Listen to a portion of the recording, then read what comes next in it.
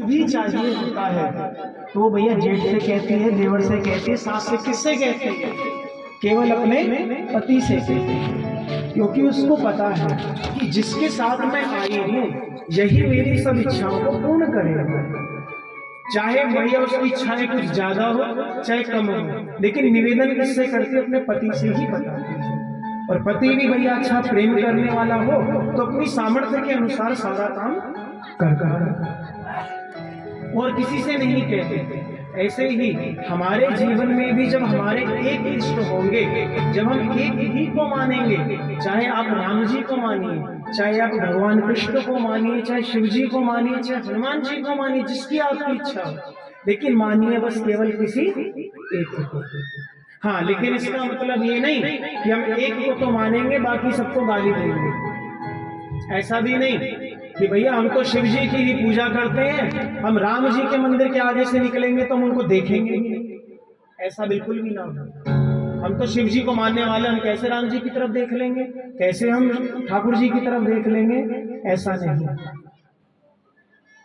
वह जो स्त्री होती है, ब्याह तो पति के साथ हुआ है, लेकिन अपनी सास को भी प्रणाम करती है, ससुर को भी प्रणाम करती है, अपने छोटे देवर से भी स्नेह करती है, अपने बड़े जेठ जेठानी को भी प्रणाम करती है।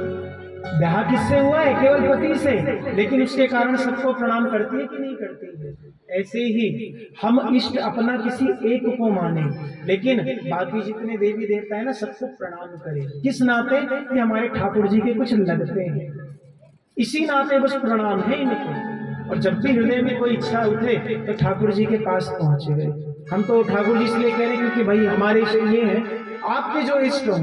सनातन धर्म में भैया ये हमें बहुत बड़ी छूट मिली हुई है, ऐसा आपको किसी और भी धर्म पंथ में देखने को नहीं मिलेगा। ये केवल छूट किसमें है? सनातन धर्म में है। आपकी इच्छा हो आप धनुष बाण वाले को मानो, आपकी इच्छा हो आप खड़ग खप्पर वाली माता को मानो, आपकी इच्छा हो तो भैया त्रिशूल वाले बाबा को मान लो, आपकी इच्छा भैया हम किसी ऐसे व्यक्ति को नहीं मानते जिसके हाथ में कोई धनुष बाण या तीर कमान है, तो भैया हमारे यहाँ श्री ठाकुर जी भी हैं जो सदैव हाथ में बंसी धारण किए रहते हैं। कहा जाता है ना हमारे ठाकुर जी के लिए, जहां चलता था ना काम तीर और बाणों से, वहां होती थी विजय नटवर की मुरली की तानों से। हमारा धनुष बाण चलाने वाले भी कुछ नहीं कर पाते थे, हमारे ठाकुर जी तो एक बार खड़े होके बस वो मंद बंसुरी बजा देते और बांसुरी बजाने से ही सबको मोहित कर लेते। अभी आप छठे दिन की कथा में सुनोगे ना, जब सुंदर रास का प्रसंग आएगा कि ठाकुर जी ने तो बस अपनी वो बांसुरी बजाई और समस्त गोपिकाएं मोहित हो। और बड़ा प्यारा भाव सुनाएंगे आपको इस दिन ठाकुर जी की बांसुरी का ही। तो हमारे ठाकुर जी तो बांसुरी से ही सबको रिझा लेते हैं। वो कहते हैं ना, जिधर देखो इश्क के बीमार बैठे हैं, हजारों मर गए लाखों तैयार बैठे हैं। भैया हिंदुस्तानियों की तो छोड़ो, जितने अंग्रेज है ना वो भी हमारे ठाकुर जी के दीवाने हुए बैठे हैं।